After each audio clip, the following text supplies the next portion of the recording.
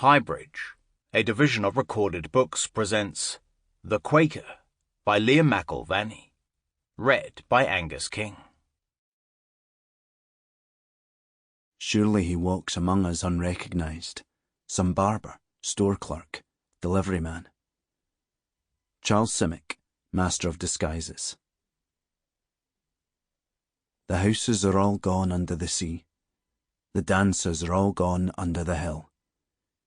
T.S. Eliot, East Quaker. Part 1. Men and Bits of Paper.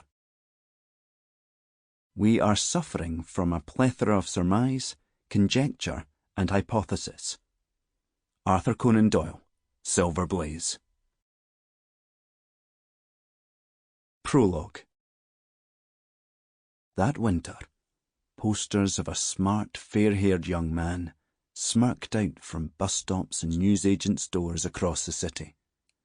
The same face looked down from the corkboards of doctors' waiting rooms and the glass display cases in the public libraries. Everyone had their own ideas about the owner of the face. Rumours buzzed like static. The Quaker worked as a storeman at Billsland's bakery. He was a fitter with a gas board, a welder at Fairfields. The Quaker waited tables at the Old Bay Horse. Some said he was a Yank from the submarines at the Holy Loch. Others said he was a Russian from off the Klondikers. He was a city councillor, the leader of the Milton Tongs, a parish priest. He'd worked with multiple murderer Peter Manuel on the railways. He was Manuel's half-brother, Manuel's cellmate. He'd helped Manuel abscond from Borstal in Coventry or Southport or Beverley or Hull. There were Quaker jokes, told in low voices in work-break card schools and the snugs of pubs. The word was magic markered on bus shelters, sprayed on the walls of derelict tenements. It rippled through the swaying crowds on the slopes of Ibrox in Celtic Park. Quaker 3, Polis 0. His name crept into the street rhymes of children, the chanted stanzas of lassies skipping ropes or bouncing tennis balls on tenement gables. And always there was the poster. If you see him, phone the police.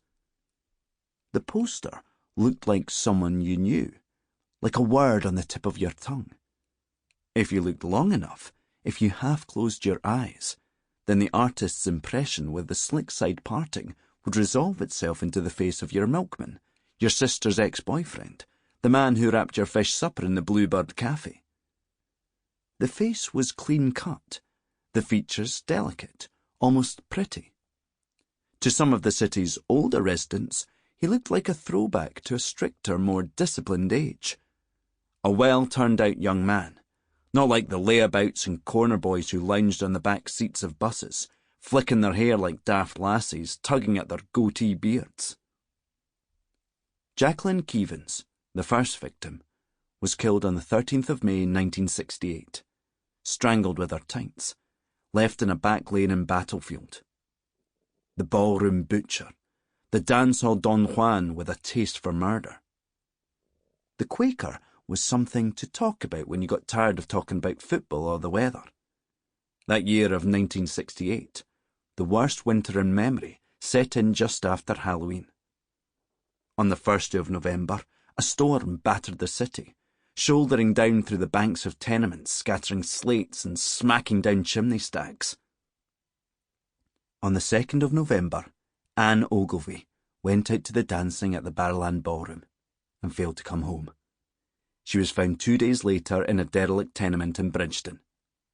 On through Bonfire Night and St Andrew's Day, the weather stayed bad. The football card was clogged with postponements, unplayed fixtures piling up. The posters on gable ends where the Quaker's face had been pasted in threes as though he were a candidate for office were pulped and defaced by the pelting sleet. All winter, people wrote to DCI George Cochrane and the Quaker squad at the Marine Police Station in Anderston Street. The letters waited on Cochrane's desk each morning. People wrote to denounce their friends and neighbours, relatives, enemies. The Quakers' names were Highland, Lowland, Irish, Italian. Sometimes the writer was anonymous, sometimes the letters were signed. As December wore on, the missives came in the form of Christmas cards, festive scenes of horse-drawn carriages and starlit stables bearing the names of evildoers in righteous capitals. A team of detectives followed these up, chasing the names across the map of the city. The city itself was changing. Its map revised by the wrecking balls, slum clearance, redevelopment, whole neighbourhoods lost as the buildings came down. Streets cleared, families dispersed. Some went to the big new schemes on the edge of the city, but most of them left. They lit out for the coastal new towns or further afield, to Canada, the States. They took ship as £10 palms for Adelaide and Wellington. New lives in sunny elsewheres, the grime of the tenements left behind. For those who stayed, it was the winter of the Quaker. There was no escape from the blonde side parting and the crooked smile. Like a slew of frozen mirrors, the posters threw back to the city its half-familiar face. Men with short fair hair, men with overlapping teeth, men with the thin, slightly sensuous lips of the artist's impression would find themselves scrutinised in pubs and restaurants, underground carriages. Glancing up from the Evening Times, as the bus took a bump, they'd catch the fierce, unguarded stares of their fellow citizens. Whispers rasped around them. Neighbours monitored their movements. Cards were issued by the chief constable to men who matched the wanted man's description.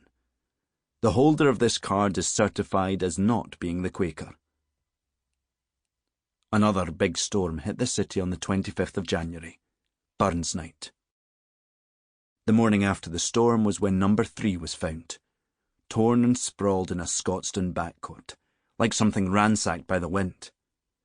Marion Mercer's unwitting smile joined those of Jacqueline Keevans and Anne Ogilvy on the splashes of the Record, the Tribune, the Daily Express. Jacqueline Keevans, Anne Ogilvy, Marion Mercer. And then, in the weeks since Marion Mercer, nothing. The murders that had gripped the city stopped. The days ticked past. The weeks turned into months. With the warmer weather, it was hard to keep the killings in mind, that wintry horror. The frenzy ebbed. The air began to clear. Suddenly, it was 6 months since the Quaker's last killing. The prospect that he might strike again was like the memory of last year's snow. You couldn't picture it. There were queues once more outside the dance halls. Bouncers rocked on their heels outside the Plaza and the Albert. Women stood in line for the coat check in the Barrowland and the Majestic. Blue tuxedoed band leaders cracked jokes about the Quaker before leaning into the mic for the next slow ballad. The university cancelled its night bus service for female students. The city was moving on, looking out. News items from the wider world, riots in Belfast, the Kennedy bother at Chappaquiddick, one small step for man, displaced the local stories in the Tribune and the Record. A new decade was coming, new money, new buildings going up along the central streets, citadels of glass and steel.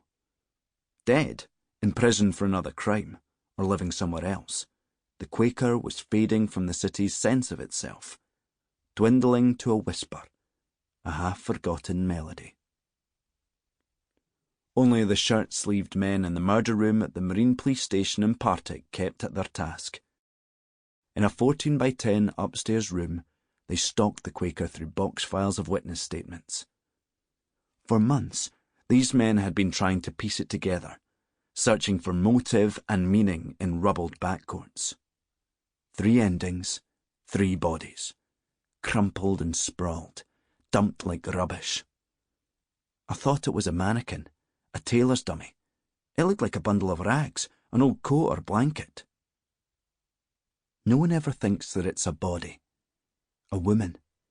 Someone with a book half read, a favourite song, bitter secrets, a patch of eczema behind her ear. Then the newspapers started to turn. Detectives who had been the subject of reverent profiles, George Cochrane, pictured in his Mackintosh and trilby, gripping his pipe like a Clydeside Sherlock, Chief Constable Arthur Lennox in his pristine blues, flanked by a portrait of the Queen, found themselves discussed with scoffing brusqueness. An element of black humour crept into the coverage. The papers had fun with the notion of CID men brushing up their dance moves as they mingled with the punters at the Barrowland Ballroom. In July, the Tribune ran an old photo of the Quaker squad detectives at the scene of Jacqueline Keevans's murder, walking 3 abreast down Carmichael Lane, looking for clues. The picture had a caption: Romeo Foxtrot Tango, the Marine Formation Dance Team. Jacqueline Keevans. Everyone thinks that I changed my mind and that was what got me killed. Shaking their heads at my folly or at the capriciousness of fate, as though changing your mind was so terrible, as though I should have known better. But I didn't change my mind. I told Mum and Dad that I was going to the Majestic. They were right about that. But that was never the plan. I was going to the Barrowland all along. I was going to the Barrowland because I was meeting a man. The shoes that I'd bought in Fraser's the previous Saturday were pinching my toes as I walked down the hill to the bus. I was wearing an emerald green crepe dress I'd just rehemmed. The dress was sleeveless, and my arms felt cool against the satin lining of my coat. I was conscious of my perfume, Rive Gauche, filling the lower deck of the bus, and I remember noticing that the conductress had a ladder in her tights, all the way down the inside of her left leg, and thinking that she ought to have a spare pair in her bag. Why did I lie to my parents? I'm not sure. I think it was to make it more complete. The secret, I mean. The man I was meeting was called William. He was tall, with good hair he was forever running a hand through, and strong, slim forearms under folded sleeves. I hadn't known him long. There was something distant about him, something reserved. I wondered if maybe he'd turn out to be married, but I didn't care. It had been a long time since someone had asked me out. The boy was the problem. Wee Alistair, just turned 6. Puts him off, a kid does. I got off the bus at Glasgow Cross, and walked up the Gallowgate to the Barrowland, and joined the queue under the green and red neon. Once I'd checked my coat in the foyer, I climbed the stairs to the ballroom. That's the bit I loved.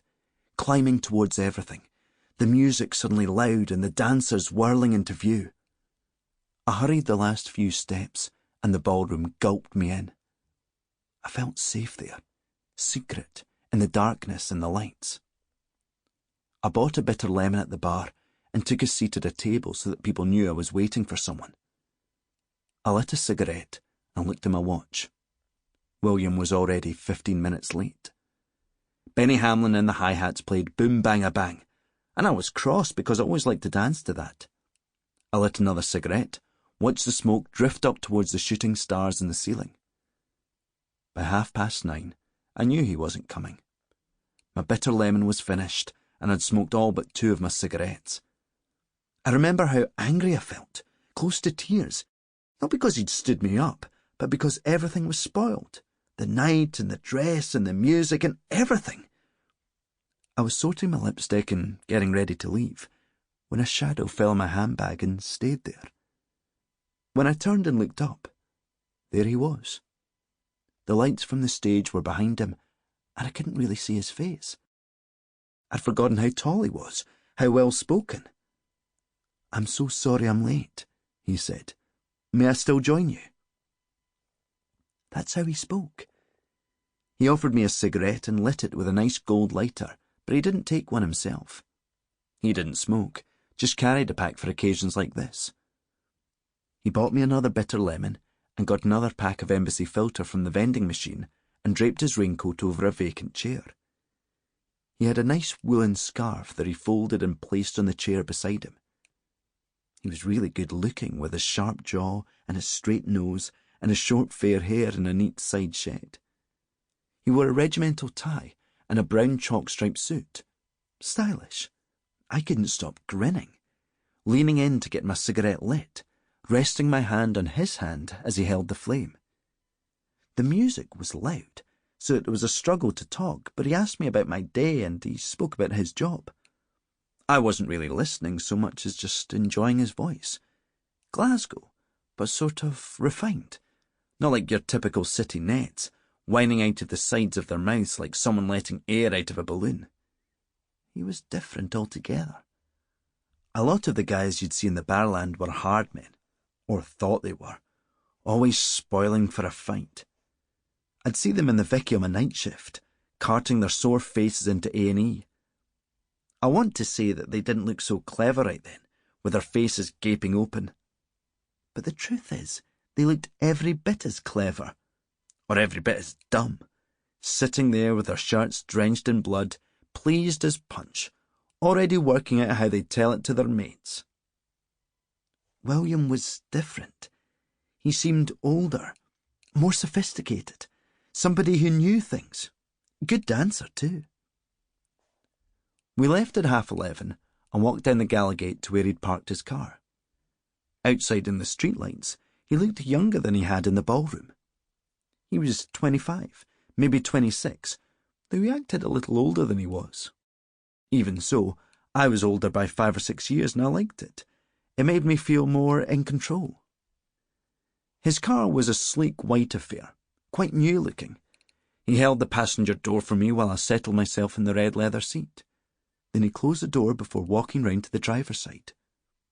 I leaned against him when the car turned a corner and looked up into his face, but he stared straight ahead and kept his hands to himself. He was talking away about decimalisation with this earnest look in his face, and when the car stopped at a red light, I started poking him in the ribs, trying to get him to laugh, if nothing else. It was nice he was such a gentleman, but he needed to relax a bit. Nothing was going to happen anyway. It was my time of the month. But you'd want some fun from a night of the jigging. We got out of the car, and he walked me to the close mouth. And now, when we stepped into the darkened close, it all seemed to change, like a switch had flicked. He caught me by the shoulders and pressed his mouth against mine, hard, so that my head bumped against the wall of the close. About time, I thought. Then his hands were busy, and his breathing got loud. Not here, I told him. Come on. I took him down the hill to the lane behind Carmichael Place. I was laughing to myself, because it was like I was 15 again. This was where you would come with boys after the pictures or church socials. This is a place you'd winch a little before you went home. I hadn't been down here in 15 years, but it was still just the same, the garages and the garden gates. It was dark in the lane, away from the lights. The ground is all grassy with stones jutting out. Not cobbles, but ordinary stones, sharp and uneven, and my heel caught on one of the stones and I clutched at his arm, fell against him really, and I remember I was laughing. I couldn't stop laughing. It all seemed so funny, and my mouth was locked open in this soundless laugh. And that's when he hit me in the mouth. At first I didn't know what happened. I thought maybe I'd slipped and bumped his shoulder, or maybe someone had come running out of the lane and burst right between us and knocked me out of the way. I staggered backwards and clattered into the double doors of a garage. They rattled and shook. I raised my fingers to my mouth and took them away with something dark and glistening on them. That's when I looked up and saw him stumping across the lane with his fist raised high. I screamed then, but I needed to swallow first, and the scream was kind of thin and half-hearted, and he stopped it with another punch, and there was a kind of judder like you were bumping downstairs, and then the ground was scraping my face, and I looked up with the eye that could still open, and he was standing over me, tucking loose his tie and sawing his head back and forth as he did it. That was all. Now my father looks like he will never smile again, like he's forgotten the language of smiling, and he's suddenly old. He's a wee small leprechaun, the incredible shrinking man, his collar's gaping, his jacket sleeves hanging down past his knuckles, and my mother walks around in a Valium trance. They tried to put on happiness for Alistair's sake, but you can't fake it. A child isn't fooled. The boy knows that something's wrong, and of course he thinks it's his fault. They worried when I was out in Germany, Mum and Dad. Anything could happen in a country like that. They were so pleased when I came home, back to the flat in Langside Place, to the numbered buses and the local shops, the streets where nothing bad could happen. It's hard for them to face the truth. I would have been safer in Germany, in that cramped army house in Bad Godesberg, tramping through the rain to the naffy store.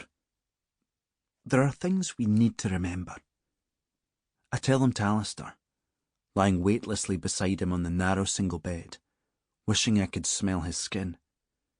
I pour them into his ears while he sleeps, and I tell myself that when his eyelids flicker, his transparent eyelids with the red veins down them and the long blonde lashes, then the words are getting through.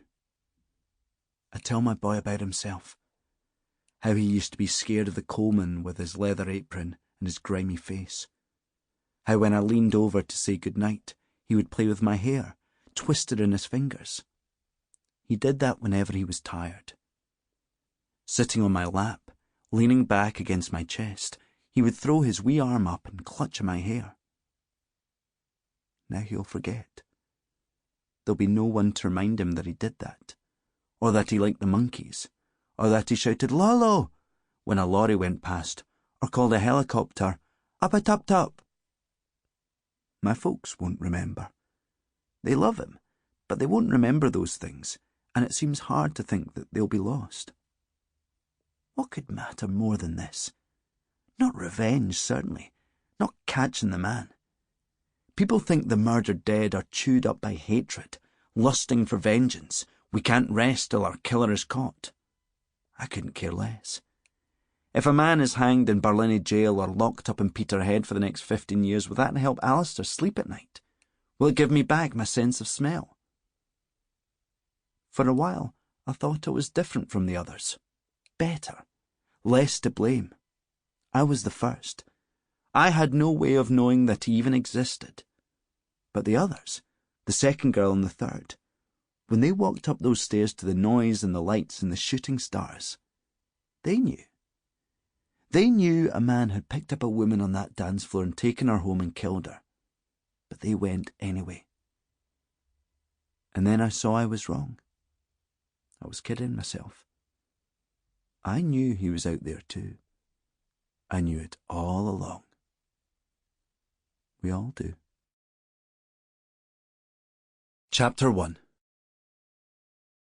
D.I. Duncan McCormack sat at a desk in the empty murder room. It was a dead time between shifts. The night shift had knocked off at 7. The day shift wouldn't start till 8. McCormack was early, on a point of principle. You're planning to sit in judgment on a group of your colleagues, you better be early. You better show them all the respect you can. He lit a cigarette. This early, the murder room had a churchly peace. He hadn't turned on the lights, and the morning sun threw a soft gloss on the hooded typewriters and the glass ashtrays and the grey metal bellies of the waste paper baskets. It was the usual shabby office, with its jumble of scuffed desks and unmatched chairs and olive-drab filing cabinets. But for McCormack, such rooms could be magical places. Mysteries were solved here, murders redeemed. Lives that had been turned upside down could sometimes, with work and skill and the needful visitation of luck, be righted. Luck, though. Luck wasn't a word you associated with a Quaker case. Nothing about this case had been lucky. He rose and crossed to the one long wall that was free of shelving. There were maps here with coloured push-pins marking the murder scenes. There were photographs of 3 women, the familiar before and after shots. You couldn't look from the oblivious smiles to the sprawled bodies without your stomach dropping, without feeling personally guilty. He stopped in front of one of the smiles to acknowledge his own share of guilt. He had worked this one, the first one, Jacqueline Keevans, down on the south side, in the spring of last year. A botched job. A case that was jiggered from the first. Mistakes, dud intel, sloppy direction. They'd wound the thing up after only 2 weeks. Then came Anne Ogilvie over in Bridgeton and Marion Mercer out west in Scotstoun. That's when they knew for sure they were dealing with a multiple. That's when the legends started to form, the dark tales and rumours. a whole city enthralled to the arrogant Bible-quoting strangler that the papers dubbed the Quaker. And that's when the Quaker squad set up shop in the Old Marine, the nearest station to the Mercer locus. And this is where they'd been ever since, as the weeks turned into months and the man from the Barrowland Ballroom refused to be caught. And now, just to add to the fun and games, they had Detective Inspector Duncan McCormack on their backs. On secondment from the flying squad, McCormack was tasked with reviewing the Quaker investigation, learning lessons, making recommendations. Everyone knew what this meant. Scale the thing down, scale it down before we squander more money. Get us all out of the mess we've made. McCormack was turning from the photos on the wall when the telephone rang. A shrill, tinny jangle in the silent room. He looked at the door as though someone might burst in to answer the phone and then gingerly, frowningly, reach for the receiver. Murder room. McCormack. He felt like a butler in a play, someone playing a part. There was a soft rasping sound, a kind of shadow laughter, then the moist, masticating clicks of a man preparing to speak. No nearer, are you? Say it again. You're no nearer catching him, after all this time. The voice was local, Glasgow, nicely spoken. 50s, McCormack decided. Possibly older. Can you tell me your name, sir? A year you've had. More than a year. Some people might view that as careless. Wasteful, even. Sir, do you have information you'd like to impart? Impart? The soft laugh. I'll impart all right, son. I'll impart the name of the man who did it. How's that? On you go, then. Michael Ferris. Michael Ferris is the bastard you want. Ferris. $12 Terrace, Maryhill. Are you writing this down? Thank you for your help. McCormack put the phone down and turned to see a shape in the doorway. Broad shoulders blocking the light. Big shaggy head of blonde hair. Goldie was the detective's name. McCormack had pegged him early as a loudmouth, blowhard. Also, he thought he knew the guy from somewhere. Christ, mate, I never heard you come in. Goldie rocked in his heels. Michael Ferris. How did you know? Goldie shrugged. It's the same nut job. Phones every 3 or 4 days. Right, McCormack nodded. He smiled his crooked smile. Look, I don't think we've met properly. I'm Duncan McCormack. You think we don't know your name? Goldie didn't appear to see the proffered hand. You think we don't know who you are? Should I take that as a compliment? Well, it's the closest you're going to get in this room, buddy. Fair enough. It's fucked up, this whole situation. I'll get it. But look, mate, we all want the same thing here. Really? Goldie chewed his lip.